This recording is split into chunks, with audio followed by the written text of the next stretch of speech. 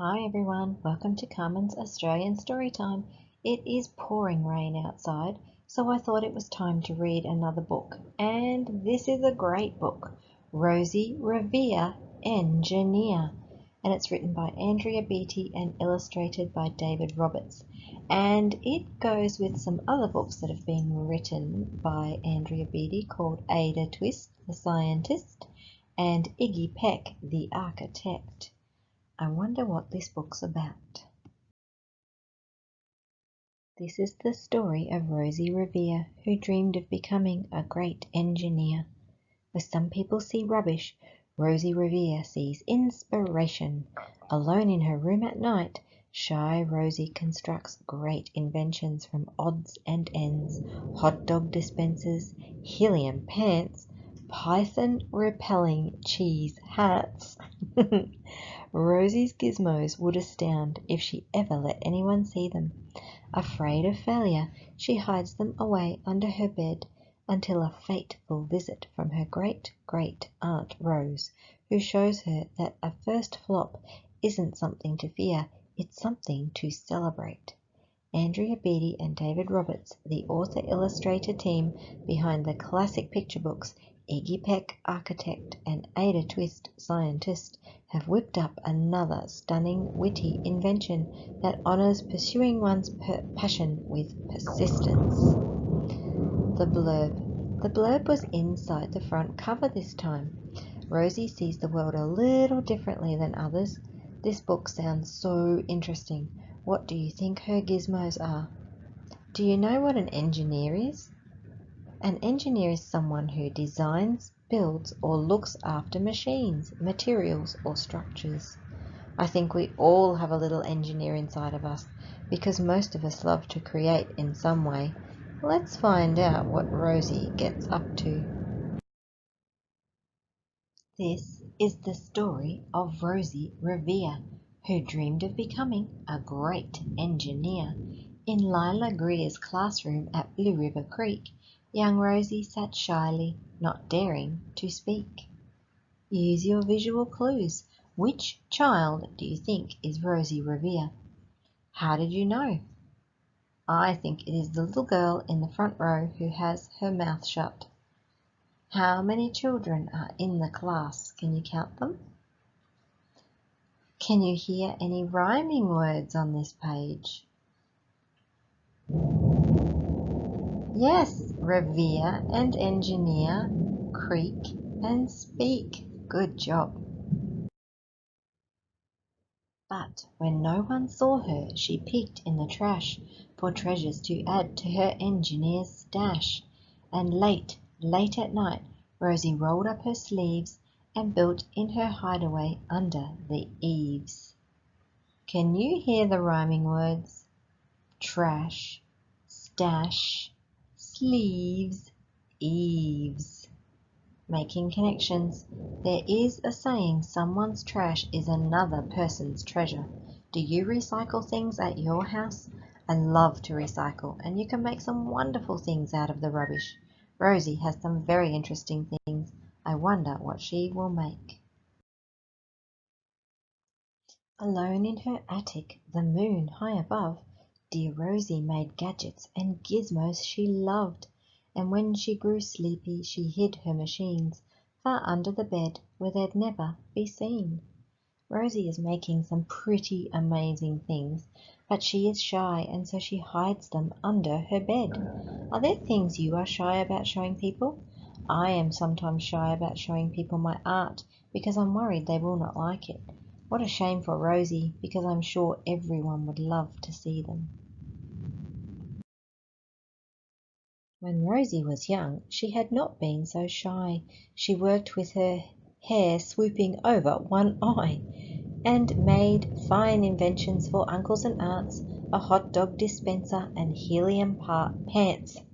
Helium pants? Why would you want to wear helium pants, I wonder? Although hanging upside down might be pretty fun. So Rosie was not always shy. When you are little, it is much easier to be brave and you don't really worry about what other people think. It is when you get older you start to listen to others and worry about that. I don't know about helium pants. I do like the idea of a hot dog dispenser. I wonder what happened to make Rosie shy. The uncle she loved most was Zookeeper Fred. She made him a hat to keep snakes off his head, from parts of a fan and some cheddar cheese spray, which everyone knows keeps the pythons away. What a great invention for Uncle Fred.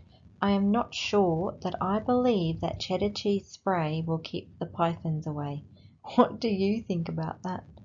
It would be a great invention to watch as it flings cheese everywhere. What do you think Uncle Fred will think of her invention? Don't forget to look for the rhyme. And when it was finished, young Rosie was proud. But Fred slapped his knee and he chuckled out loud. He laughed till he wheezed and his eyes filled with tears, all to the horror of Rosie Revere, who stood there, embarrassed, perplexed and dismayed. She looked at the cheese hat and then looked away. "I love it," Fred hooted. "Oh, truly I do." But Rosie Revere knew that could not be true. She stuck the cheese hat on the back of her shelf, and after that day she kept her dreams to herself. Oh no, poor Rosie, she was not expecting her uncle to laugh at her. Sometimes it is hard not to laugh at something that may look funny, but we need to care about each other's feelings and encourage each other. Rosie might need to be more resilient, and Uncle Fred might need to think before he laughs at Rosie's hard work. What do embarrassed, perplexed, and dismayed mean? Well, if you're embarrassed about something, it means that you're shy and people have called you out on it, and you get a little bit red in the face and you feel a bit funny. Perplexed is when you're puzzled about something. She didn't really understand why he was laughing. And dismayed means she's pretty sad about that because it's not the reaction she had hoped for. Can you hear the rhyme? Proud, loud, tears, revere, dismayed, away, do and true, shelf and herself. Some of these words aren't actually true rhyme, but they do sound a little bit similar. And that's how it went until one autumn day her oldest relation showed up for a stay. Her great-great-aunt Rose was a true dynamo who'd worked building aeroplanes a long time ago. She told Rosie tales of the things she had done and goals she had checked off her list one by one. She gave a sad smile as she looked to the sky. "The only thrill left on my list is to fly. But time never lingers as long as it seems. I'll chalk that one up to an old lady's dreams." Aunt Rose was an engineer that helped to build airplanes. What an amazing job. The only problem was that she never got to fly one. Who do you think is in the photo at the top of the page? Look at all the details. I think it might be great Aunt Rose when she was young, because if you look, she's still got the same headscarf and she's still got the same bag that has her name on it. Good spotting if you found those clues. That night, as Rosie lay wide-eyed in bed, a daring idea crept into her head. Could she build a gizmo to help her aunt fly? She looked at the cheese hat and said, "Oh no, not I." But questions are tricky and some hold on tight, and this one kept Rosie awake through the night. So when dawn approached and red streaks lit the sky, young Rosie knew just how to make her aunt fly. I have this problem too. Sometimes ideas or questions sneak into our thoughts and take a hold. My brain is always full of creative ideas that keep me awake at night. Is your head always full of good ideas? It sounds like Rosie's thinking has solved the problem. She worked and she worked till the day was half gone. She hauled her cheese copter out onto the lawn to give her invention a test, just to see the ridiculous flop it might turn out to be. Well, this invention is too big to hide under the bed. Engineers are always curious about how things work, so it is natural that Rosie wants to test her invention to see if it works. I wonder what Rosie has made. If you look at Rosie's house and the palm trees in the background, the illustrator is showing us the house design of a very famous engineer called Donald Wexler. Strapped into the cockpit, she flipped on the switch. The Hello Cheese copter sputtered and twitched. It floated a moment and whirled round and round, then froze for a heartbeat and crashed to the ground. I love the way the writer has written around the drawing. I am glad that Rosie was not far off the ground when it froze. You have to be careful when testing out your gizmos and gadgets.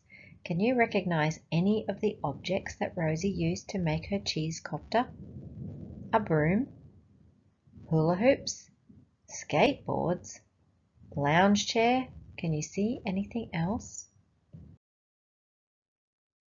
Then Rosie heard laughter and turned round to see the old woman laughing and slapping her knee. She laughed till she wheezed and her eyes filled with tears, all to the horror of Rosie Revere, who thought, "Oh no, never, no, not ever again will I try to build something to sputter or spin, or build with a lever, a switch, or a gear, and never will I be a great engineer." Uh-oh, Rosie's aunt is laughing at her. It is bringing back memories of her uncle laughing at her, and she is thinking she will stop creating anything so she doesn't get laughed at. Do you think her aunt is laughing at her, or that she is amazed how much Rosie is just like her? She turned round to leave, but then Great-Great-Aunt Rose grabbed hold of young Rosie and pulled her in close, and hugged her and kissed her and started to cry. "You did it! Hooray! It's the perfect first try. This great flop is over. It's time for the next." Young Rosie was baffled, embarrassed, perplexed. "I failed," said dear Rosie.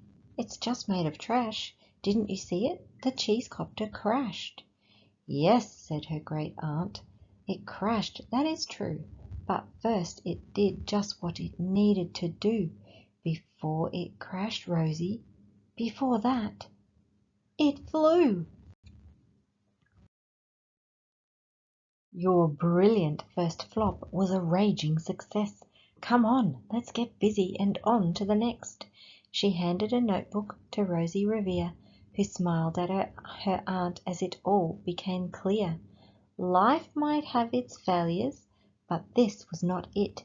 The only true failure can come if you quit.